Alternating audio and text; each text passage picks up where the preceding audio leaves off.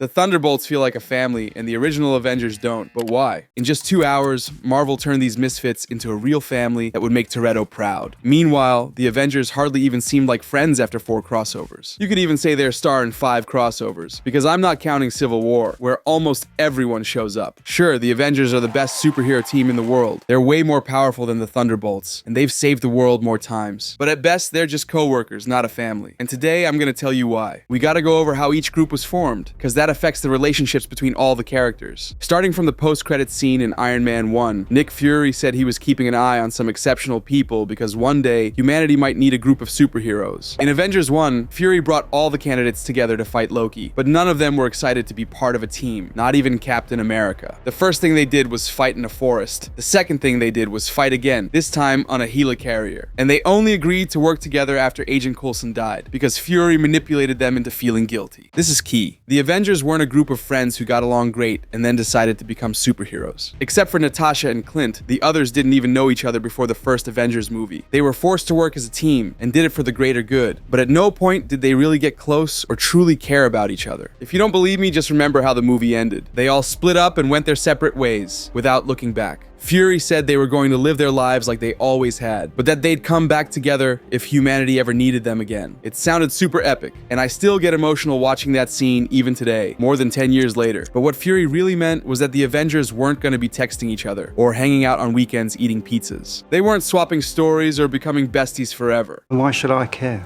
Well, you should care, because this means they only reunite if it's absolutely necessary. And that's okay. It makes sense for them to act that way. In the comics, the Avengers were never as close as the Fantastic Four or the X-Men, who are real families. That's because most of the Avengers already had their own families, and that stayed true in the MCU. Thor had his parents in Asgard, Tony was with Pepper, and Hawkeye was happily married. They weren't looking for support, or a partner, or more friends. Steve was alone because he had just been defrosted and had lost all his loved ones. But since he was the most mature one in the group, he accepted it pretty quickly, and just a year later, he had new friends and was making out with his ex's niece. The only ones who were really alone were Natasha and Bruce. We'll talk about those two soon. But for now, let's see how the Thunderbolts came together. Here too, we've got a bunch of strangers who didn't want to work as a team, but the difference is, no one forced them to become a superhero squad. At the start of the movie, Valentina tricks them into trying to kill each other, but once they find out what she's really up to, they decide to work together to survive and escape her claws. Not long after that, Bucky and Red Guardian convince the rest to stop Elaine and save the world. But no one had to emotionally manipulate them, like Nick Fury did with the Avengers. They all agree to help pretty willingly, because they've got nothing better to do, and they feel like they've got something to prove. By the time we hit the halfway mark in the movie, Yelena, Ghost, and Walker are already getting along better than the Avengers did in their first crossover. That's the difference between us and them. And the end of each movie is also very different. Once Bob is able to keep the Void under control and everything goes back to normal, Yelena says they need to stick together. Bob doesn't remember anything that happened, and doesn't even know he has superpowers, but Yelena wants to stay close to him to protect him. That way she's also protecting the rest of the planet. She literally grabs him by the arm to keep him close. It's easy to forget that part because 20 seconds later, Valentina shows up and calls them the New Avengers, and they all move into the New Avengers Tower together. But the Thunderbolts were gonna stay together like a family, no matter what Valentina did or how the world saw them. That's the total opposite of what happened with the original Avengers. It makes sense the Thunderbolts didn't split up, because they feel whole when they're together. While the Avengers had families waiting for them at home, these guys are totally alone. Walker's family abandoned him, and on top of that, he lost everyone's respect after executing a terrorist live on camera. They took away his shield, stripped him of the Captain America title, and turned him into a joke. Ghost's family died when she was a kid, and S.H.I.E.L.D. experimented on her for years. Before she met the Thunderbolts, she didn't have any friends, and didn't trust anyone. Bucky is a man out of time, just like Steve, but he still hasn't forgiven himself for all the people he killed. The only person he gets along with is Sam, but it's not like they hang out all the time. And Bob's family abused him his whole childhood. After everything he went through, he never even had a single friend. That is so sad.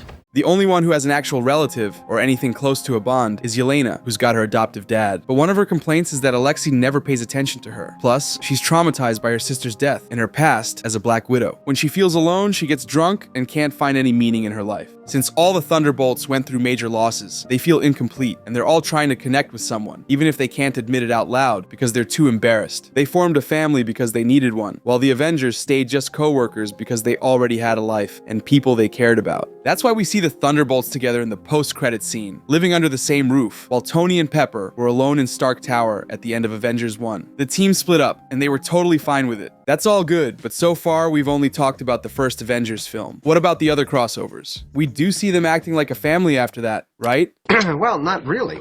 In Age of Ultron, Joss Whedon tried to explore the Avengers' relationships in 2 scenes, the party at the tower and the little getaway at Hawkeye's house. During the party, we get the classic moment where a bunch of Avengers try to lift Thor's hammer. There are a few funny lines, like Rhodey's "Boom, you looking for this?" And there's also a lot of sexual tension between Bruce and Natasha. The group feels a lot closer than in the first movie, but they're still far from being one big happy family. The vibe is friendly, but it feels more like co-workers grabbing drinks than a tight-knit group of lifelong friends. That makes sense, because this happens right after they've taken down a Hydra cell. They're celebrating their win. It's like a football team partying after winning a championship. But it's not some family reunion where everyone loves each other and has each other's backs during the worst times, like what happens with the Thunderbolts. The scene that could have felt more like a family moment is when they played house. In the second act, all the Avengers gather at Hawkeye's house while they figure out how to beat Ultron. Here the movie slows down, and Whedon takes his time showing what each character is thinking. Bruce tells Natasha they can't be together. Steve and Tony clash because they don't agree on how to save the world. We see Clint with his wife, and Thor steps on some Legos. There are a few arguments, but they're different from the ones in the previous crossover. These fights happen because they actually know each other now. They're closer than before, and they start to feel like a dysfunctional family, but it's just one scene. That's it? Unfortunately, Whedon couldn't squeeze in more moments like this because the Avengers movies were sold as the biggest event of the decade. The whole world had to be at risk, so there wasn't room for slow scenes with character development because people might get bored. I'm a little embarrassed to admit it, but I didn't even like that part the first time I saw it. I thought it was just filler. I didn't really appreciate what Whedon was going for until years later. But if there had been more scenes like this one, maybe the Avengers really would have felt like a true family. But the scale of these crossovers didn't leave room for more moments like that, and that ended up affecting Bruce and Natasha's romance. I'm not the biggest fan of this couple, but I think it could have worked if they'd had more time. Like I said before, they're the only original members who really feel alone. Natasha only has Clint as a friend, and she's traumatized because she can't have kids. Bruce, on his end, has already accepted he can't be with Betty, and he doesn't have a single friend on the planet. It actually makes sense that the femme fatale would fall for the guy who chooses not to fight, because he could end any battle with one hit. And it also makes sense that Bruce would want to be with someone who can take care of herself. If this had been handled well, we could maybe say some of the Avengers really were like family. But the whole development of their relationship happens off-screen. A romantic subplot would have been way too boring for an Avengers movie. So these two are already into each other, and have already broken a few mattresses by the time Age of Ultron starts. It feels weird, because suddenly they tell us something happened between them, but it comes out of nowhere. We never saw how it started. We don't even see the relationship end, because Hulk just flies off in the Quinjet for some cigarettes, and this never gets brought up again. I don't ever want to see you again!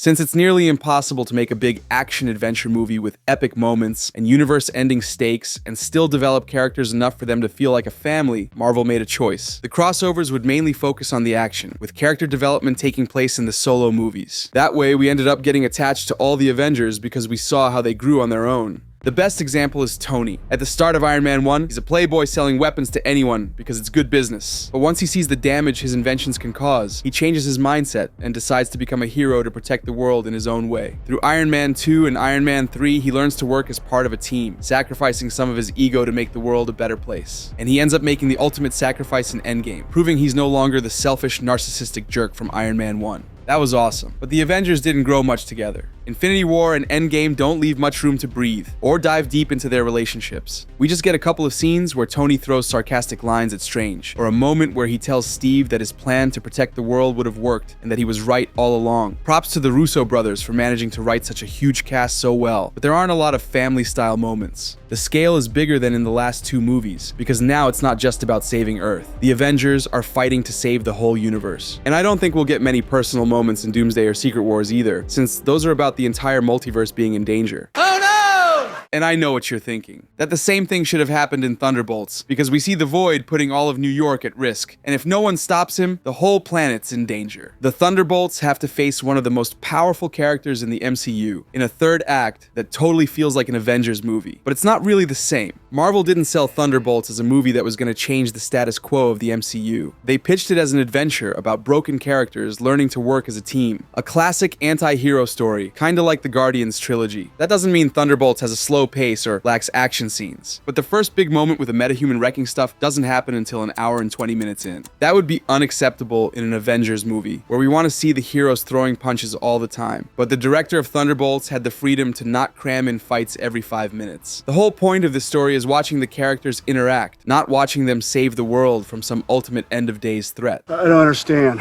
The scene where Yelena tells her dad she feels alone is one of the best moments in the whole movie, and it comes right after the big fight with Sentry. In a typical Avengers adventure, the heroes would regroup to figure out their next move to beat the villain. But in Thunderbolts, Yelena starts reflecting on her life. It doesn't feel anticlimactic, because that's one of the movie's core themes. But it would have felt super weird if Steve started philosophizing with Tony and Thor before taking on Thanos in Endgame. Maybe a scene like that would have made them feel closer, but it would have felt out of place. And no, it doesn't matter how powerful the Void is. He only shows up in the last half hour of the film, and the focus is never on how destructive his powers are. Since there's no way for the Thunderbolts to beat him by throwing punches, the final battle takes place inside the characters' minds. Yelena has to face her trauma, and convince Bob to accept himself and let go of the past. That makes the movie's ending feel really intimate and personal, instead of the usual epic showdown you get in every Avengers film. The final hit on the villain isn't snapping fingers to wipe him out, or dropping a building on him. The Thunderbolts hug each other and say they're not alone because they're a family. I don't have friends. I got family. The message you're left with is that these misfits need to be together, not to save the world, but to stop themselves from falling apart, because they're not built to live on their own. And before you tell me the Avengers are a family because they're super close, that's just not true. At the end of Age of Ultron, they split up again. At the end of Civil War, they split up for the third time, and this time they fight. In Infinity War, some of them make up, but they split again after the blip. They all reunite in Endgame, but they split for the 5th time after Tony and Natasha's funeral. None of them showed up for Wanda after she lost her brother, her husband, and her imaginary kids. None of them showed up for Peter when the Green Goblin killed his aunt. And they weren't there for Thor when his girlfriend died. In fact, the Avengers didn't even reunite until after the events of Thunderbolts, and not because their family needed them. They got together because the whole multiverse was in danger again, and because Yelena and the gang stole their name. So yeah, the Avengers are an awesome team of superheroes, but they're not a family. The best part is, Thunderbolts didn't have to give up great action to develop its characters. It's got some of the best action scenes in the whole MCU. I talk about that in this video.